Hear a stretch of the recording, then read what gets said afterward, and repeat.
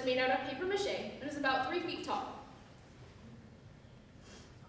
This hollow ceramic frog helped me prepare for a major project I did for my show, the ceramic wall hangings. Creating hollow ceramics requires a lot of planning and enough time to make sure that clay does not dry. So it was helpful to create this piece to get a feel for that. Sculpture 1 was the class that I started to find my thing. It finally hit. Self-sculptures. It combined the hands-on physicalness of 3D sculpture with the softness that is desired earlier. Pom-poms were not the only answer. Printmaking brought me back to 2D art. I had the idea to create 3 different prints that would connect into the same scene. I used that idea and used it to set up the environment for my show. My art style is influenced by many different artists. First is Darius Felix, an oil painter based in California. Did I go for there? I'm sorry. It's okay. We're my grandpa that are like. You came from Arizona. It's okay. Her art focuses on cute animals in human-like environments. She sells original paintings and prints of her original paintings on her Etsy page. I enjoy this creator's art, and I take inspiration from the cute interpretation that she has when she paints different creatures. The Mao Projects is a multi-award-winning art and ceramic studio based in Calgary, Canada. Its specialty is handcrafting functional and cute tableware, inspired by the cuteness culture in Asia, kawaii. The studio aims to stand apart by focusing solely on original and unique designs. Kawaii, meaning cute in Japanese, is a Japanese aesthetic that emphasizes cuteness, childlike innocence, charm, and simplicity. I take heavy influence from this trend in my fashion, my decor, and my art. Claude Monet was a French painter and a leader of the Impressionist movement. His work revolutionized art history and influenced generations of abstract painters. Monet was inspired to paint natural light and open air, and experimented with bold colors, unconventional compositions, and loose handlings. I've always enjoyed Monet's paintings, and I take inspiration from his loose strokes and his interpretation of nature. Penelope Linearts is a soft sculpture artist from California. Her art explores connections between the human body and nature.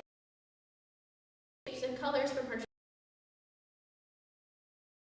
inspire the wonder of the environment. I'm heavily inspired by her piece, Chamomile Chain, which I really like because of the uncomfortableness that it has. It creates the illusion of somebody balled up in the corner. Stephanie Bales is an award-winning fine artist, muralist, and boutique gallery owner. She's a painter, though she is a painter. She partnered with an artist friend to transform her gallery into an artist installation that aimed to make visitors feel as if they were walking into one of her paintings. This artist's hangings inspired my big cloud to create the dreamy environment. My art show, Distracted by Daydreams, strays away from the expected and ordinary to create a fantastical environment full of pastel colors, cute creatures, and a soft, bubbly aesthetic. In my art, I like to not only express how beautiful and pretty things can be in life, but also how uncomfortable it can be. Exploring dreamy, whimsical, natural forms and escapism, I'm able to show you the visual that's inside my head. Wispy Wonderlands is an amalgamation of 3 different pieces. The cloud is a piece that I knew I wanted to do from the start. It helps create an environment of whimsy. The shape of each section resembles a pillow, making the viewer feel as if they are taking a nap among the clouds. Each section of the cloud was built with chicken wire and was twist-tied together to create a structure that could be elevated above the viewers. To create a more dreamy environment, I added extra clouds along the walls. The tree is the first piece that I created for my show. It creates a sense of nature in my show, creating an environment for things to grow and thrive.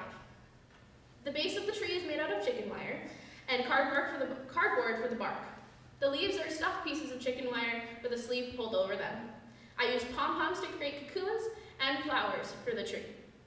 Along with the tree, the mushrooms are another fantastical way to bring nature into my show's environment. Two of the three mushrooms in the cluster of the small mushrooms were created using paper mache and covered with crochet caps. The third mushroom head is carved out of insulation foam, as was the stalk of the large mushroom. The large mushroom's head is paper mache covered in fabric, and the base of the structure the smaller mushrooms are on is made out of cardboard and spray foam. It's weighted down with sandbags inside so it doesn't tip over. The main idea of Wispy Wonderland was to create an installation that had an environment for growth to juxtapose that with comfortableness.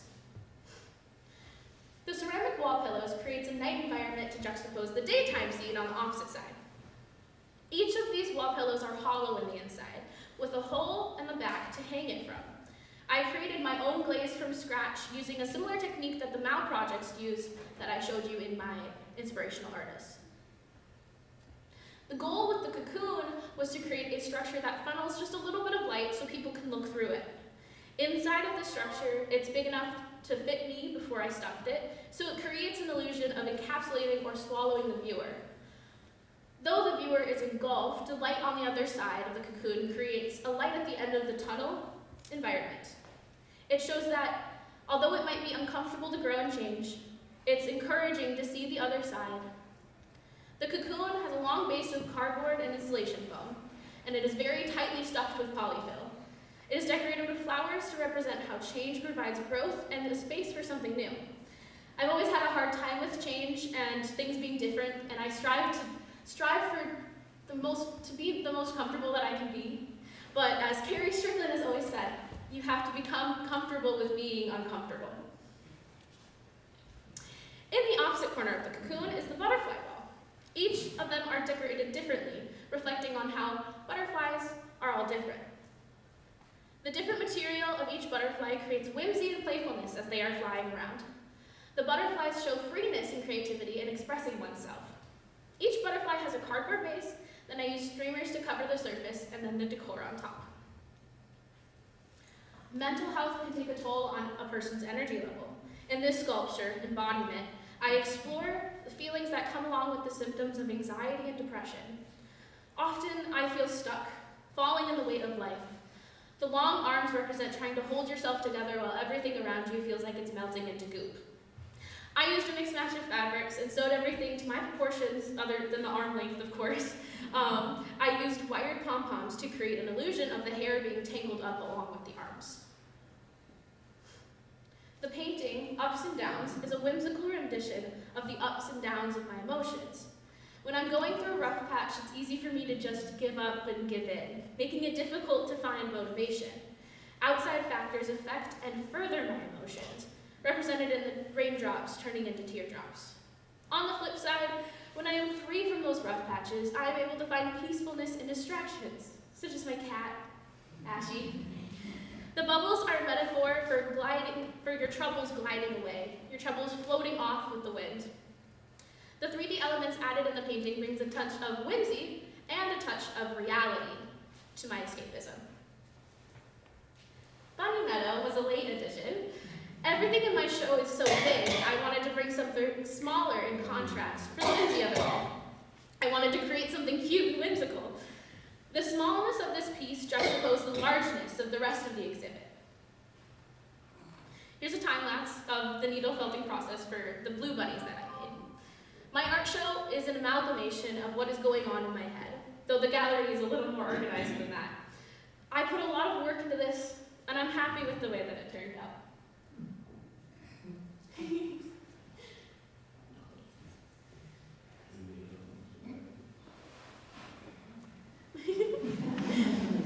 After this semester, I plan on moving back home to Mandan to student teach. Before leaving, I am planning on putting on a youth summer camp here in Valley City. I will be graduating in the fall of 2025. Thank you.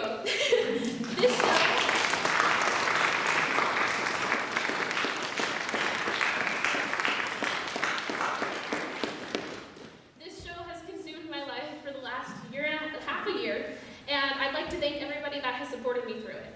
I thank my parents for encouraging art in my childhood. I thank my grandma Scott for teaching me how to sew. I thank my professor professors and staff members that helped me decide to switch to art education. And I thank the VCSU art department, especially my advisor, Grasha Brown, for the guidance in this.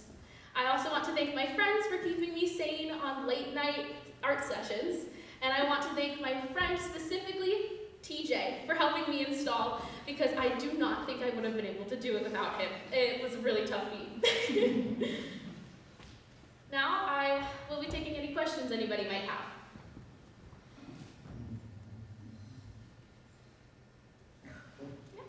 Eve, what are other mediums you're hoping to look at, since you've done soft sculpture, ceramics, and painting, printmaking? What are you hoping, what's next? The question was, what other mediums am I planning on looking at or exploring? I've done quite a bit of paper mache, but I would like to explore paper mache more and making huge pieces of candy. I think that would be really fun to create like a candy land, you know? Something that's sweet.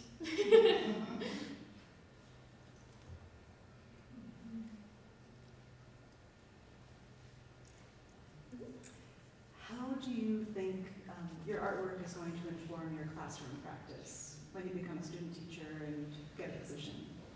The question was, how do I think that my artwork will inform my classroom practice when I become a teacher?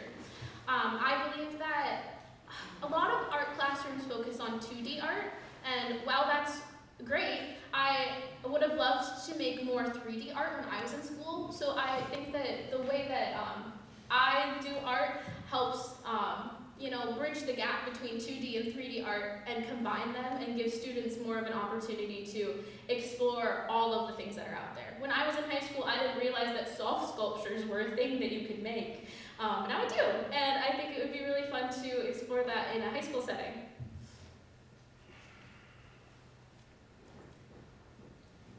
So you talk a lot about how you use a lot of the ideas, the things that you see around and make it into your own. So when you have an idea, what does that process look like from taking it and then making it into sculpture? Yeah, so the question was, when I have an idea, how do I take that idea and create it into a piece that I want to make, then make it my own? Mainly it's making it pastel. Adding cute colors and different shapes. I tend to stray immediately towards flowers and clouds and little cats and bunnies. So just making it really cute is one thing that I really enjoy doing. I don't know, just adding little elements to it that make it me. What are the stones that you have on the floor in the exhibit? The stepping stones on the floor are just to add more texture to the space. I don't like that the gallery gets so sterile, is the word that I've been using. And so I wanted to create more of an environment within the gallery. And so that helps just create, it's kind of like a fairy path. If you've ever seen fairy stones, that's little stones leading the way. And so I kind of wanted to do something like that. Is there certain things that you like to draw specifically, over anything else? I mean, is it kind of like a dream that you think of and then you want to draw? Yeah, I tend to draw dreamy type things like clouds and flowers and meadows, things like that. I like nature, so I like to embrace nature in art that I make and that I draw. I think that you started out enjoying this kind of program by selling the string. When she was a young girl, she decided that she loved candy. And to create an income, she would find colored string and sell it in the neighborhood. And then she could go down to the store and buy it again. She was easily entertained. She enjoyed nature so well. She was very awesome, but just taking her to park and laying on the grass and watching the clouds. And she had quite an idea what they all were. Some of that I didn't quite understand. To me, some of those things may have created her ideas in life. She's a very talented young girl. But we love her very much. And I think most people that get to know her will love her too. Thank you for being my love. I noticed that you intentionally made some connection between mental health and your art, and I appreciate that. And knowing that you're going to have students in the future who certainly have mental health concerns, I'm just curious if you could talk a little bit about how you see that could be a help to those students. Yeah, so I love art so that you can express yourself, your creativity, but also your emotions. I talk about this in my teaching philosophy as well, but I strive to create environments for students where they can feel like they can be themselves and they can, really, feel like they can be their true themselves and be able to, find a safe place and be able to explore whatever they might be exploring at the time in their life. And mental health is a big part of that because that's something that a lot of kids struggle with these days. And everybody struggles with these days. And providing a space, a safe place for students to be able to explore those emotions and feelings that they might have and to be able to constructively, creatively express those through art pieces, I think is really important so that they can, share that with the world in a cool way. Eve, what advice do you have for current students who may be an art major, being prepared for a capstone, and even for students who are taking art classes that are like, I don't know if I want to do the arts, music, drama? I know it's two questions, but what advice do you have? Well, for current art students, my advice is start on your show really early, earlier than you think you need to. I really tried to start it this summer, but school year happened. So, but really make sure that you give yourself enough time because as much as you try to plan it out, you're gonna be procrastinating in some way. So that's my advice. Make sure you get it started early. And then for people looking to go into the arts, for me, I really just enjoy the arts because it's a way to express myself. When I started doing plays in middle school, it really brought me out of my shell. And now I feel like that's the reason I'm such a people person now is because I don't feel afraid to go up to people and start talking. And I love to create environments for people to be able to do those things. So I feel like being in the arts and being in music and theater and visual art creates an environment for opportunities to happen. And that's my encouragement to join the arts.